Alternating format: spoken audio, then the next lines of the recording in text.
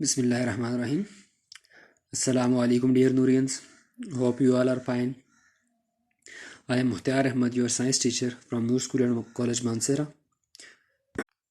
Class 7th हम आपके second unit को स्टडी कर रहे थे जिसका नाम है transport in human and plants, जिसमें हमने लास्ट टाइम हमने जो डिस्कस किया था वो हार्ट प्रॉब्लम्स को डिस्कस किया था।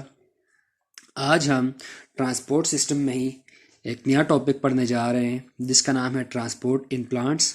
लेकिन इससे पहले कि आप लोगों का प्रीवियस नॉलेज चेक करने के लिए मैं आप लोगों से कुछ क्वेश्चंस पूछना चाहूँगा। मेरा पहला क्वेश्चन है आप लोगों से, व्हाट इज़ एनीमिया? एनीमिया क्या है? लास्ट लेक्चर में हमने ये पढ़ा था। माइंड में लाएं, ज़रा पीछे जाएं, सोचें इस बारे में। चलें देख लेते हैं इसका answer. Anemia is a disease in which the number of red blood cells RBCs decrease in the blood. Anemia एक ऐसी डिजीज है जिसमें क्या होता है, number of RBCs red blood cells की जो तादाद होती है वो कम हो जाती है ब्लड में। इस कंडीशन को, इस डिजीज को हम एनीमिया का नाम देते हैं। Okay, my second question to you people, what is thrombosis? Thrombosis क्या होता है? ये भी हमने एक लास्ट टाइम डिजीज पढ़ी थी हार्ट प्रॉब्लम में। यस, सोचें। चलें देख लेते हैं इसका आंसर भी। देखें, thrombosis is a condition in which cholesterol और blood clot block the vessel. जिसमें क्या होता है, थ्रोम्बोसिस एक ऐसी कंडीशन है जिसमें कोलेस्ट्रॉल या ब्लड क्लॉट क्या होगा, ब्लड वेसल्स को ब्लॉक कर देगा। ब्लड का रास्ता, फ्लो का जो रास्ता होता है ब्लड वेसल में, उस जब ये ब्लॉक करेगा तो ट्रांसपोर्ट नहीं हो सकेगी। इस कंडीशन को थ्रोम्बोसिस का नाम दिया जाता है। और ये क्यों होती है? ये कोलेस्ट्रॉल लेवल हाई होने की वजह से, या खून जब जम जाए हमारी रगों में उससे भी क्या होता है, रगें या हमारी जो ब्लड वेसल्स होती हैं वो ब्लॉक हो जाती हैं। इस कंडीशन को थ्रोम्बोसिस कहा जाता है। Okay, my next question, what is tissue culture? Tissue culture क्या है? यस, ओके, चलें देख लेते हैं। It is a method in which parts of tissue और stem cells from an animal और plant are transferred to an artificial environment in which they survive and become complete organism. Tissue culture में हम कहते हैं कि एक ऐसा method, एक ऐसा तरीके जिसमें क्या होगा, स्टेम सेल्स हमारी बॉडी के वो सेल जो डेवलप होकर आगे कोई भी टिश्यू बनाए, कोई ऑर्गन बनाए। ठीक है, स्टेम सेल ये कोई भी बॉडी से टिश्यू लिया जाएगा, एनिमल की बॉडी से लिया जाए चाहे वो प्लांट की बॉडी से लिया जाए, उसको अब आर्टिफिशियल एनवायरनमेंट में, एक तो कुदरती माहौल होता है लेकिन इसको मसनूई एनवायरनमेंट दिया जाएगा, मसनूई माहौल दिया जाएगा, न्यूट्रिएंट्स दिए जाएंगे, टेम्परेचर दिया जाएगा, जिससे क्या होगा, वो जो स्टेम सेल के वो जो एक टिश्यू था वो डेवलप होगा, वो सर्वाइव करेगा, जिंदा रहेगा और उसमें ग्रोथ होगी, डेवलपमेंट होगी। उसके बाद वो क्या होगा, एक कंप्लीट ऑर्गेनिज्म बन जाएगा। इस टेक्निक को टिश्यू कल्चर का नाम दिया जाता है। Now I am going to announce today's topic. Today we discuss transport in plants. हम देखेंगे ट्रांसपोर्ट इन प्लांट्स कैसे हो रही होती है, कौन कौन से मैकेनिज्म है और कौन कौन सी चीज़ों की ट्रांसपोर्ट हो रही होती है। Let's go towards our main activity. Main activity में हम आज ट्रांसपोर्ट इन प्लांट्स को देखेंगे। ओके, सबसे पहले how transport of materials occur in plants. Plants के अंदर ट्रांसपोर्ट होती कैसे मटेरियल्स की, और कौन कौन से मटेरियल्स की होती है। चलिए देखते हैं। Water, minerals and other substances move from one part of the plant to another through a system of tissue known as vascular tissues. Plants के अंदर ट्रांसपोर्ट जो हो रही होती है वो वाटर की हो रही होती है, मिनरल्स की हो रही होती है, इसके साथ अदर सब्सटेंसेस में हमारे पास साल्ट्स आ जाते हैं, फूड आ जाती है, ग्लूकोज वगैरह आ जाते हैं। इन मटेरियल्स की ट्रांसपोर्ट होती रहती है। अब ट्रांसपोर्ट होती कहाँ से कहाँ? एक बॉडी के, प्लांट बॉडी के एक पार्ट से दूसरे पार्ट में ये चली जाती है। लेकिन ये होती कैसे है? इसके लिए एक सिस्टम बना हुआ है जिसको वेस्कुलर सिस्टम कहा जाता है, और उनमें जो टिश्यूज होंगे जो ये ट्रांसपोर्ट करवा रहे होंगे उनको वेस्कुलर टिश्यूज कहा जाता है। ओके, चलिए देखते हैं वेस्कुलर टिश्यू की डिटेल। क्या होती है वेस्कुलर टिश्यू, कौन कौन से होते हैं? अगर हम जनरल बात करें वेस्कुलर टिश्यूज का क्या फंक्शन होता है? यस बताएं जी, ट्रांसपोर्ट करने इनका काम होता है, ठीक है। ओके, नेक्स्ट देखते हैं what are types of vascular tissues. Vascular tissues की टाइप्स कौन कौन सी हैं? Types of vascular tissue, there are two types of vascular tissues that are xylem and the second one is phloem. Vascular tissue जो होते हैं हमारे पास, इनकी दो टाइप्स होती हैं। टाइप्स होती है वेस्कुलर टिश्यू की, यस दो टाइप होती हैं। पहली type xylem, these are the tissues made up of long tube called xylem vessel. ये जो हमारे पास पहली जाइलम जो होती है, ये भी टिश्यूज होते हैं। किस चीज से बने होते हैं? ये लॉन्ग ट्यूब लाइक सेल से बने होते हैं। इनके जो सेल्स होते हैं वो ऐसे लंबे ट्यूब की तरह के होते हैं, नालियां बनी हुई होती हैं जिनको जाइलम वेसल्स कहा जाता है।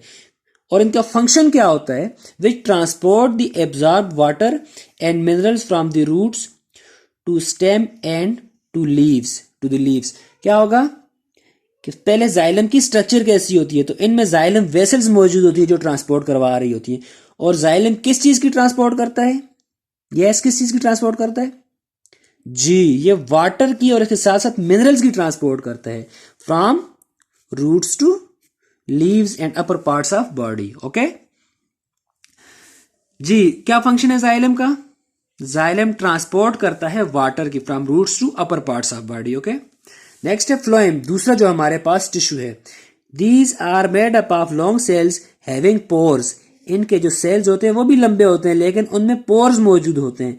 Hints also known as sieve tube. इनके सेल्स जिनमें पोर्स मौजूद होते हैं उनको सीव ट्यूब कहा जाता है। ओके, अब जाइलम में हमने बात की थी, यहां पे जाइलम वेसल्स होती हैं, जबकि फ्लोएम में सीव ट्यूब होंगी। ठीक है, क्लियर है यहां तक? फंक्शन देख लेते हैं, क्या फंक्शन है फ्लोएम का? The function of phloem is to transport prepared food from leaves to the storage areas like roots, fruits, seeds and to growing point of plant. अब फंक्शन ये है जाइलम का, सॉरी फ्लोएम का, कि phloem भी transport का काम कर रही होती है प्लांट की बॉडी में, लेकिन ये किस चीज की ट्रांसपोर्ट कर रही होती है?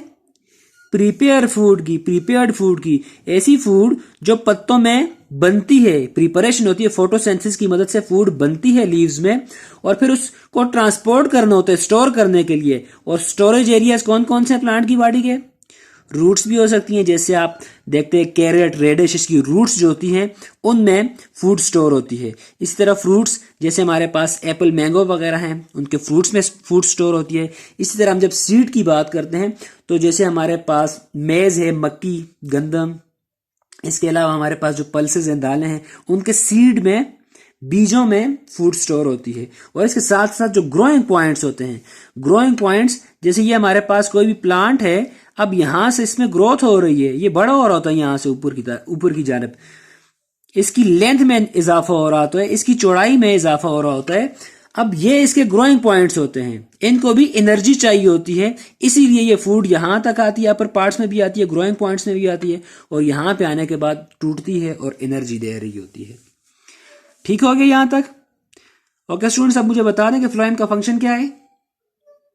यस, फ्लोएम का यही फंक्शन है कि ये फूड की ट्रांसपोर्ट करते हैं from leaves to other parts और storage areas of body. Students, अब हम ट्रांसपोर्ट ऑफ इन प्लांट्स में नेक्स्ट एक छोटा सा टॉपिक देखते हैं जिसका नाम है absorption of water by root. चलें हम क्वेश्चन, क्योंकि हम क्वेश्चंस के जरिए पढ़ रहे हैं, तो इसके लिए how the absorption of water by the roots take place, कि रूट्स की मदद से वाटर की एब्जॉर्प्शन कैसे हो रही होती है, ये एक क्वेश्चन है। इसका आंसर समझ लें आप लोगों ने। Absorption of water by roots, absorption of water from soil takes place by root hairs present on the roots behind the root tip. अच्छा, अब जो हमारे पास रूट होती है इस पे कुछ हेयर्स लाइक प्रोजेक्शंस, कुछ स्ट्रक्चर्स मौजूद होती हैं। जैसे अगर मैं यहां पे एक छोटी सी डायग्राम ड्रा करता हूं, ये हमारे पास कोई भी रूट है। अब ये रूट की जो टिप होती है यहां पे तो मौजूद होती है रूट कैप, लेकिन इससे पीछे, टिप से थोड़ा सा पीछे, कुछ small microscopic hair like structures होती हैं जिनको रूट हेयर्स कहा जाता है। और इन रूट हेयर्स का क्या फंक्शन होता है? इनका यही फंक्शन होता है कि ये एब्जॉर्प्शन ऑफ वाटर कर रहे होते हैं सॉइल से। ओके ओके स्टूडेंट्स, बताएं आप क्या फंक्शन होता है रूट हेयर्स का? यस, ये एब्जॉर्प्शन ऑफ वाटर कर रहे होते हैं, मिनरल्स को ये सॉइल से एब्जॉर्ब कर रहे होते हैं। चलें नेक्स्ट पॉइंट इसका देख लेते हैं। पहले क्या हुआ कि रूट हेयर्स ने वाटर को सॉइल से एब्जॉर्ब करके रूट्स में ले आया। Next point, then the absorb water with minerals passes from cell to cell until it reaches the xylem vessel। अब क्या होगा कि जो एब्जॉर्ब वाटर है इसमें मिनरल्स वगैरह साल्ट्स वगैरह भी मौजूद होते हैं।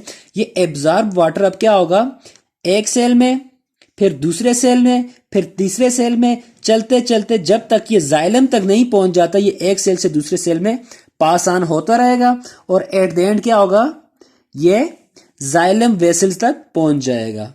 Next point, now the water transported to the upper parts through xylem in the form of a continuous column.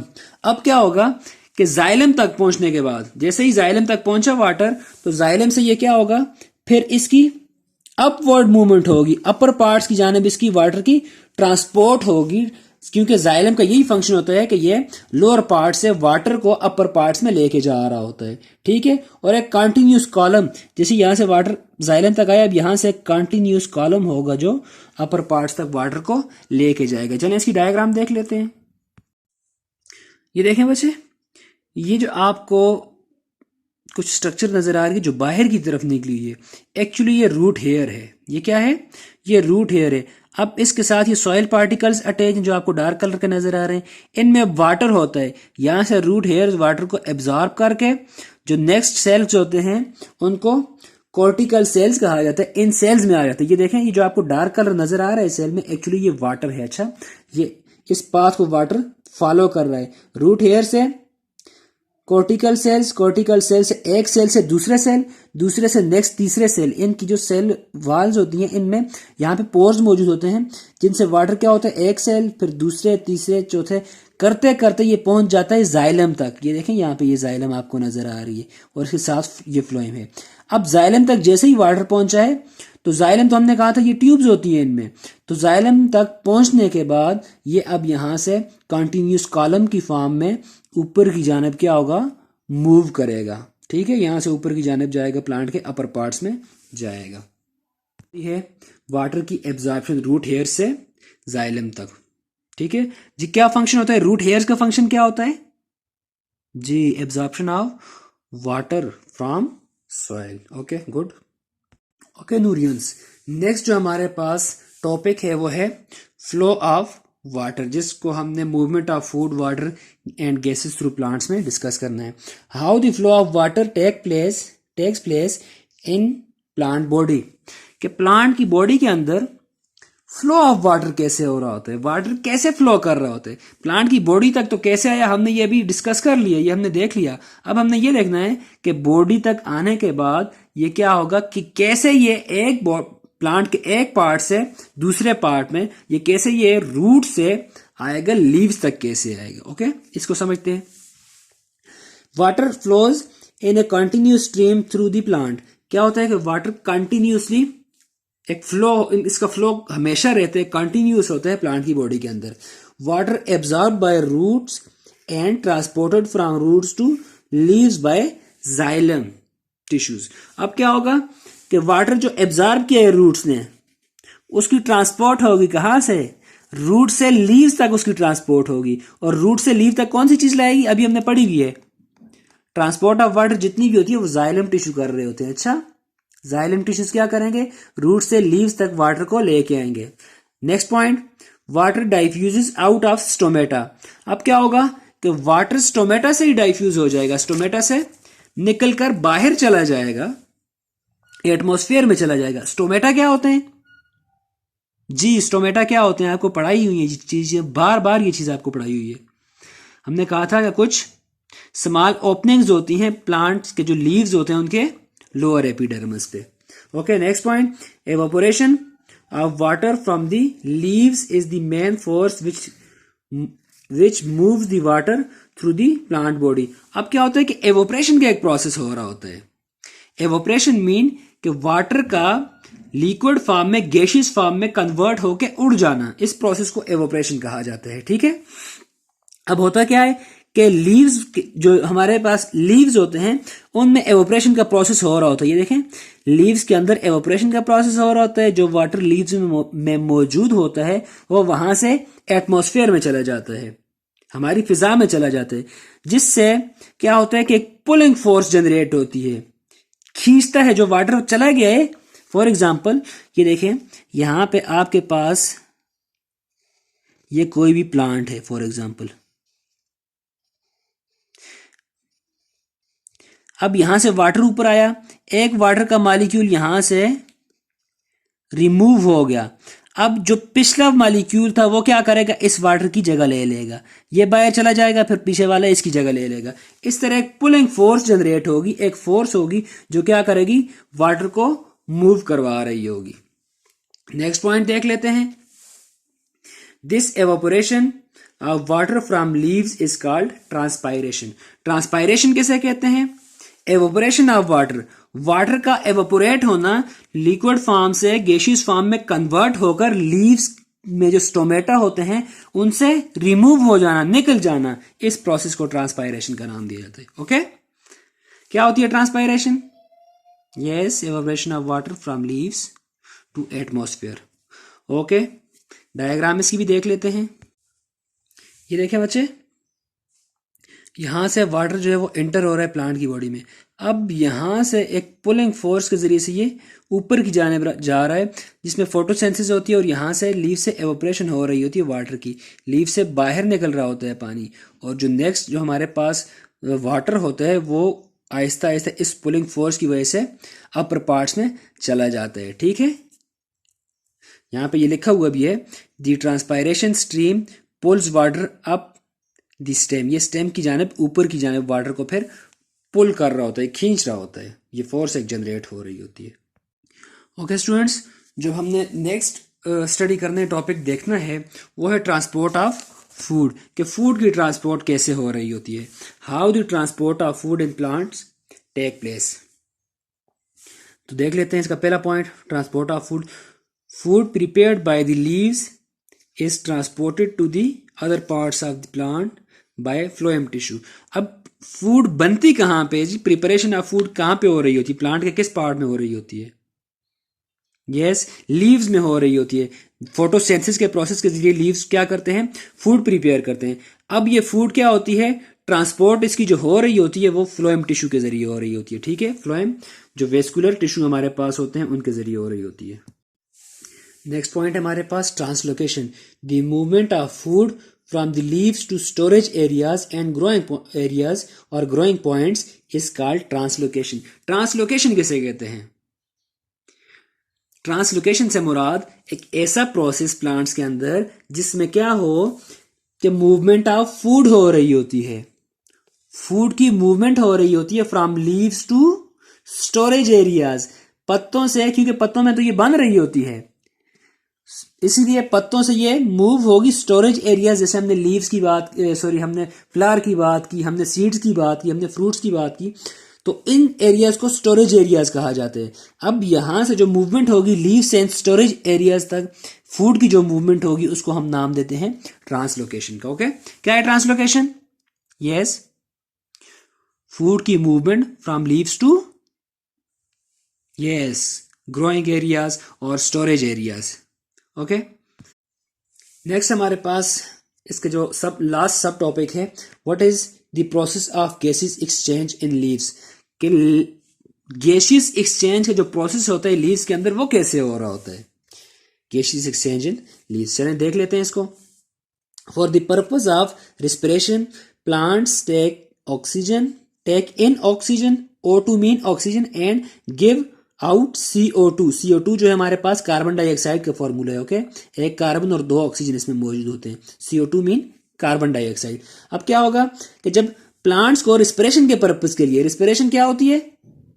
Yes, food का टूटना, ऑक्सीजन की मौजूदगी में, या फूड का टूटना और उससे एनर्जी मिलना, साथ में कार्बन डाइऑक्साइड, वाटर वगैरह रिलीज होना। तो जो फूड बनती है उसको रिस्पिरेशन के जरिए तोड़ा जाता है और उससे एनर्जी हासिल की जाती है। ठीक है, इस पर्पस के लिए प्लांट्स भी क्या करते हैं, ऑक्सीजन लेते हैं, हमारी तरह जैसे इंसान ऑक्सीजन बाहर से लेते हैं और कार्बन डाइऑक्साइड को रिलीज करते हैं, ठीक है। ऑक्सीजन और O2 enters the leaves through stomata, diffuses into the cell of the leaf where it is used for respiration। अब क्या होगा कि ऑक्सीजन जो होती है वो लीव्स में एंटर कैसे होती है, तो वो लीव्स में एंटर होती है जो स्मॉल ओपनिंग्स हैं, जो पोर्स होते हैं, हमने कहा जिनको स्टोमेटा का नाम दिया था। स्टोमेटा के जरिए से ये ऑक्सीजन एंटर हुई। एंटर होने के बाद क्या होगा, ये डाइफ्यूज होगी उन सेल में जहां पे फूड पड़ी हुई है और उस फूड को वो तोड़ने में मदद करेगी। Okay, next point, food prepared in photosynthesis is broken down in respiration. अब जो फोटोसिंथेसिस ने जो खुराक बनाई है, लीव्स में जो फूड बनी थी, वो क्या होगी, रिस्पिरेशन के प्रोसेस में टूट जाएगी, ब्रोकन डाउन हो जाएगी और उससे एनर्जी मिलेगी, ठीक है। Next point, as a result carbon dioxide and water are formed and energy is released. वही बात, अब रिस्पिरेशन का रिजल्ट क्या होगा, जिसमें कार्बन डाइऑक्साइड बनेगी, वाटर बनेगा और इसके साथ साथ एनर्जी रिलीज होगी, ठीक है।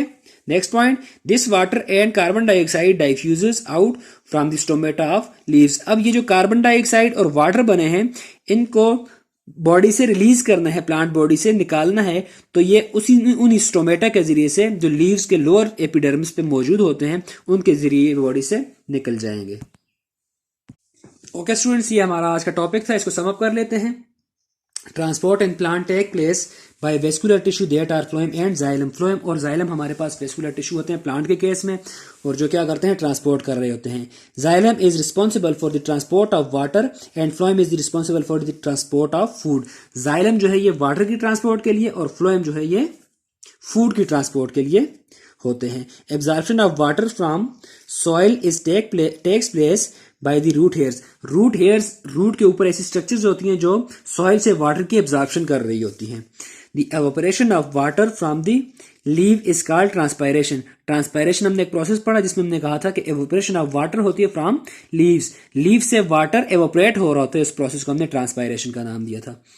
The movement of food from the leaves to storage areas is called translocation. Next हमने बात की थी ट्रांसलोकेशन की, जिसमें लीव्स के अंदर जो फूड बन रही है वो वहां से ट्रांसपोर्ट होकर, फ्लोएम के जरिए ट्रांसपोर्ट होकर स्टोरेज एरियाज तक जाएगी, जिस प्रोसेस को ट्रांसलोकेशन कहा जाता है। For respiration plants absorb oxygen and this oxygen breaks the food and release carbon dioxide, water and energy. अब हमने रेस्पिरेशन की बात की थी कि प्लांट को भी रेस्पिरेशन के लिए ऑक्सीजन चाहिए, तो वो ऑक्सीजन एब्जॉर्ब करते हैं और उसके बाद उस ऑक्सीजन को यूज करते हैं फूड मॉलिक्यूल को तोड़ने के लिए। जब फूड मॉलिक्यूल टूटते हैं तो उससे कार्बन डाइऑक्साइड और एनर्जी रिलीज होती है। ओके, नेक्स्ट हमारे पास the O2, the oxygen and carbon dioxide enter and move out from leave by stomata. कि जो एक्सचेंज हो रही होती है गैसेस की, बाहर से ऑक्सीजन बॉडी में आ रही होती है, प्लांट बॉडी में, लीफ में आ रही होती है, और लीफ से जो कार्बन डाइऑक्साइड होती है वो एटमॉस्फेयर में जा रही होती है, तो ये प्रोसेस स्टोमेटा से हो रहा होता है। ओके, की तरफ आते हैं। पहला क्वेश्चन है, what would happen to our environment if all trees are cut down. आपने फोटोसिंथेसिस को अपने माइंड में रख के इस क्वेश्चन का आंसर लिखना है। अच्छा, ये कंसेप्चुअल है, आपने फोटोसिंथेसिस को अपने माइंड में रखना है और उसके मुताबिक फिर इस क्वेश्चन का आंसर करना है कि अगर तमाम ट्रीज, जितने भी ट्रीज हैं हमारे एनवायरनमेंट में, अगर उनको काट दिया जाए तो उसका क्या असर पड़ेगा, बाकी लाइफ पे क्या असर पड़ेगा, ह्यूमंस पे क्या असर पड़ेगा। Okay, question number 2, write all the questions which are explained in the main activity of this lecture. इस लेक्चर में हमने जो मेन एक्टिविटी में जो भी क्वेश्चंस हमने आज डिस्कस किए हैं उनको आपने अगेन नीट एंड क्लीन अपनी जो असाइनमेंट पेजेस है उन पे लिखना है। ओके, कोई भी क्वेश्चन हो, कहीं से समझ नहीं आ रही हो, कंफ्यूजन हो, तो आप कमेंट सेक्शन में पूछ सकते हैं, मैसेज करके मुझे पूछ सकते हैं। इंशाल्लाह आपकी क्यूरी को दूर किया जाएगा। Okay students, best of luck, Allah Hafiz.